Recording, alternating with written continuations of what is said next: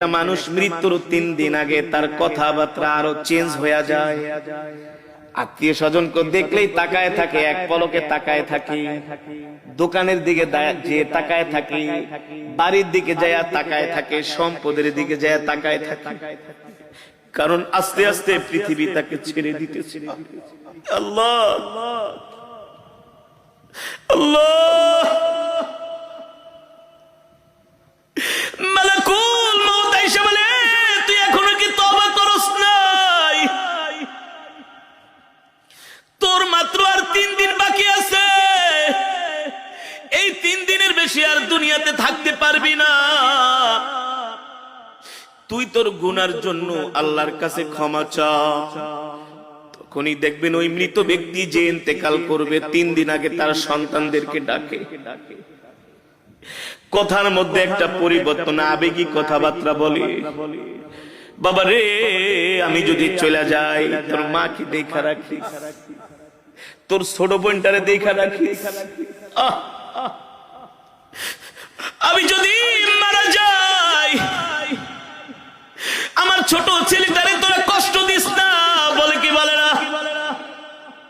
আস্তে আস্তে করে একটা পরিবর্তন চলে আসে।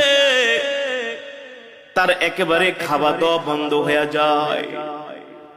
শরীরের নার্ভ গুলো, শরীরের পার্টস গুলো আর আগের মতো কাজ করে না। কারণ সে মৃত্যুর জন্য তৈয়ার হচ্ছে।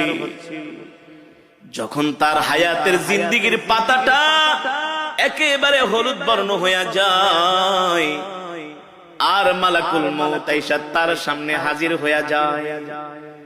যদি নেককার হয়, স্ত্রীকে বলে আমাকে কালেমা শরীফের তালকিন দাও। যে নেককার হবে, মুমিন হবে, আল্লাহর নবী বলেন নেককার মুমিন মৃত্যুর আগে সে জানতে পারে।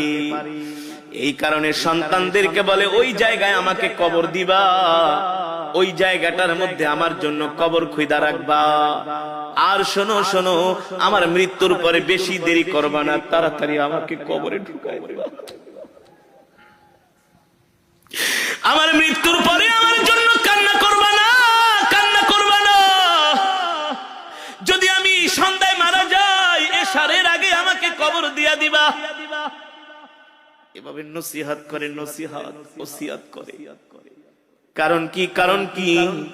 আল্লাহ নবী সরকারে দো আলম বলেন, নেককার ব্যক্তির মৃত্যুর আগে সে সব জানতে পারে, সব দেখতে পায়। এ কারণে একজন জান্নাতি মানুষ সব সময় মৃত্যুর জন্য তৈয়ার থাকে, প্রস্তুত থাকে। ঠিক কিনা বলেন?